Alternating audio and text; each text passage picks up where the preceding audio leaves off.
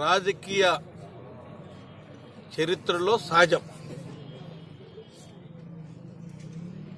గెలిచిన వాళ్ళు అందరి గౌరవించి ఒదిగి ఉండాలి. వాస్తవంగా ఇక ఓడిపోయిన వాళ్ళ మీద సానుభూతితో ఉండాలి గెలిచిన వాళ్ళు జనరల్గా. కానీ గెలిచిన వాళ్ళు ఇవాళ అచ్చంపేట నియోజకవర్గంలో ఎన్నడూ లేని విధంగా అహంకారంతో అహంభావంతో మాకు అధికారం ఉంది కదా అని మేము ఏం చెప్పినా నడుస్తుందని, మేము ఏం చేసినా చెల్లుబాటు అవుతుందని చేయటం కరెక్ట్ కాదు. ఇవాళ ఈ స్థానిక ఎమ్మెల్యే గారు అదృష్టం ఉండి గెలవటం జరిగింది. గెలిచిన తర్వాత సమయమును పాటించి ప్రజల మన్ననలు పొంది పనిచేయాల్సిన అవకాశం ఉన్నప్పటికీ మామూలు ప్రజానికాన్ని భయభ్రాంతలకు గురి చేస్తా ఉన్నాడు. నాకు ఓటేయలేదు, నువ్వు ఎందుకు వేయలేదు ఓటని నిలదీసి అడుగుతా ఉన్నాడు. ప్రజాస్వామ్యంలో ఓటు అనేది ప్రాథమిక హక్కులలో ఒక ప్రధానమైనటువంటి హక్కు. ఈ ప్రజాస్వామ్యాన్ని కాపాడే హక్కు ఏంటంటే ఓటు హక్కు. ఈ ఓటు హక్కును ప్రశ్నించే అధికారం ఈ దేశంలో ఎవరికి లేదు. నువ్వు నాకెందుకు ఓటేయలేదు అని దుర్భాషలాడుతూ మామూలు ప్రజలను భయభ్రాంతులకు గురి చేస్తుండ్రు.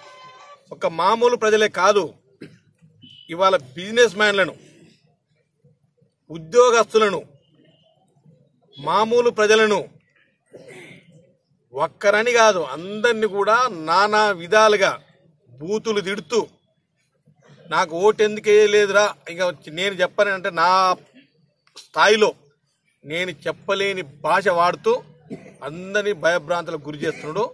ఇది కరెక్ట్ కాదు. ఈ మాటకొస్తే ఈ ప్రాంత పరిస్థితులు నీకు తెలియవు. ఇది ఉద్యమాలకు పుట్టినిల్లు, నల్లమల్ల గడ్డ ఉద్యమాలకు పుట్టినిల్లు. ఇవాళ ఈ అచ్చంపేట ప్రాంతంలో ఉన్నటువంటి 8 మండలాలలో ఉన్న ప్రజానికాన్ని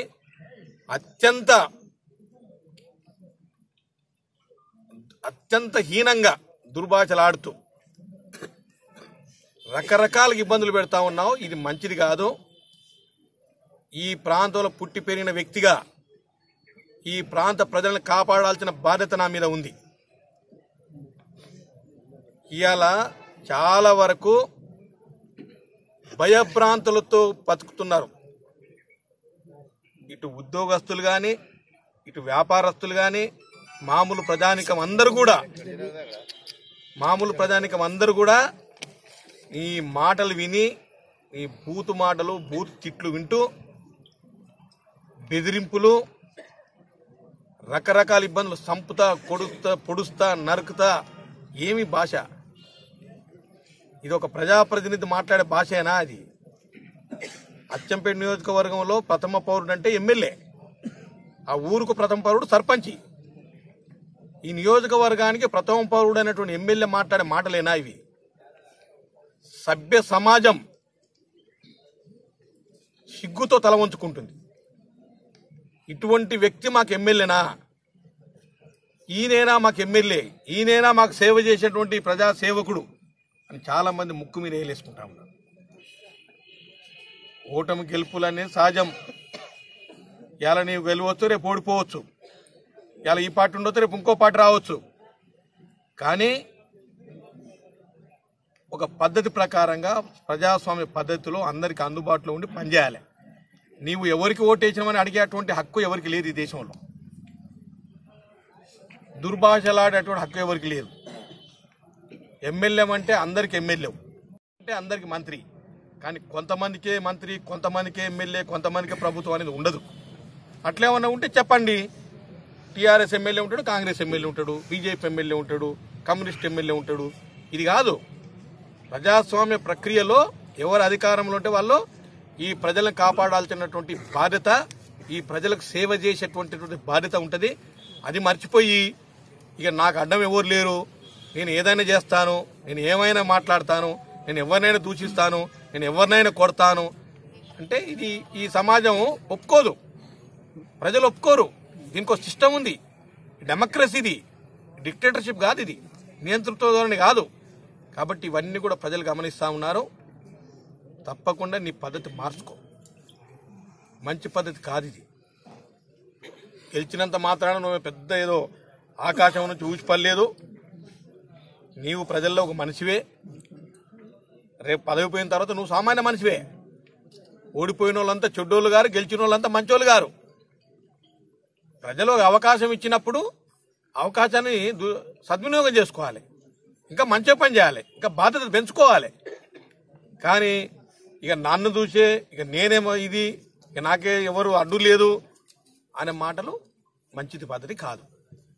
ఇప్పటికైనా ఎమ్మెల్యే గారి తీరును 100% నేను తప్పుపడతా ఉన్నాను. పార్లమెంటరీ లాంగ్వేజ్ వాడాలి, కానీ ఇవాళ అన్పార్లమెంటరీ లాంగ్వేజ్ వాడుతూ ఉన్నాం. అంటే అన్పార్లమెంటరీ అంటే ఆయన తెలుసో లేదో, అన్పార్లమెంట్ అంటే వాడరాని భాష, తెలుగులో వాడకూడని భాష వాడుతూ ఉన్నావు. అది మంచిది కాదు.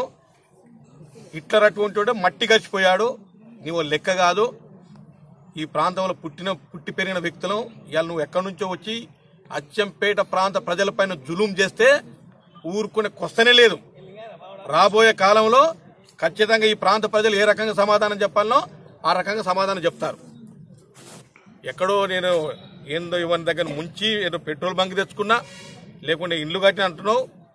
నా అంత నీతివంతంగా నేను మహేంద్రనాథ్ని ఆదర్శంగా, రాములు గారిని ఆదర్శంగా తీసుకొని వాళ్ళ అడుగుదాడుల్లో పనిచేశాను. ఎక్కడ రూపాయి తీసుకున్నట్టు ప్రూఫ్ చేస్తే నేను ఛాలెంజ్ చేస్తా ఉన్నాను. ఎక్కడ కాంట్రాక్టర్ దగ్గర రూపాయి తీసుకొని ప్రూఫ్ చేస్తే ఇప్పటికి కూడా రాజకీయాలను తప్పుకుంటాను. ఎవరిని నేను మోసం చేయలే, ఎవరిని నేను దుర్భాషలు ఆడలే, ఎవరిని తిట్టలే, ఎవరిని కొట్టలే. ఇవన్నీ ఎందుకు చెప్తున్నంటే నీలాగా ఏదో రౌడీజమో గుండాయిజమో చేసే వ్యక్తులం కాము. నేను ఇంతకుముందు మీటింగ్లలో చెప్పిన ప్రాణం పోసేటోళ్ళం మేము, నీలాగా ప్రాణాలు తీసుకోని కాను. ఇది ఈ విషయాలు అందరికీ తెలుసు, ఈ ప్రాంత ప్రజలకు. నీలాగా ఏదో చేయాలంటే మన నుంచి కాదు అది. ఎందుకంటే మేము వృత్తి నుంచి వచ్చినాం. కల్వకుర్తిలో దవాఖాన పెడితే తప్పంట, హైదరాబాద్లో దవాఖాన పెడితే తప్పంట, అచ్చంపేటలో దవాఖాన పెడితే తప్పంట. నేను డాక్టర్ను, డాక్టర్ వృత్తి చేయాలంటే డాక్టర్ వృత్తి చేస్తాను. నేను నీలాగేదో భూ సెటిల్మెంట్లో, భూదందాలో, లేకుంటే గ్యాంగులలో తిరగాలంటే నన్ను నుంచి కాదు అది. నువ్వు చేసే పనులు చేయాలంటే నన్ను నుంచి కాదు అది. ఇక నువ్వు చేసే పనులు చేస్తేనే గొప్పడు అనుకుంటే ఇక దానికి నేనేం చేయలేను. ఇప్పటికైనా పద్ధతి మార్చుకో. ఏదో ఇక నేను గెలిచినా కదా, నా అంత మొనగాడు లేడు, నా అంత వీరుడు, నా అంత సూర్యుడు లేదనుకుంటే నీ అంత పొరపాటు ఇంకోటి చేసినోడు కాదు. రాజకీయాల్లో మన స్థాయి పెరిగే కొద్దీ మనం ప్రజలకు అందుబాటులో ఉండి సమయం పాటించి ఎదిగే కొద్దీ ఒదిగి ఉండాలన్నారు.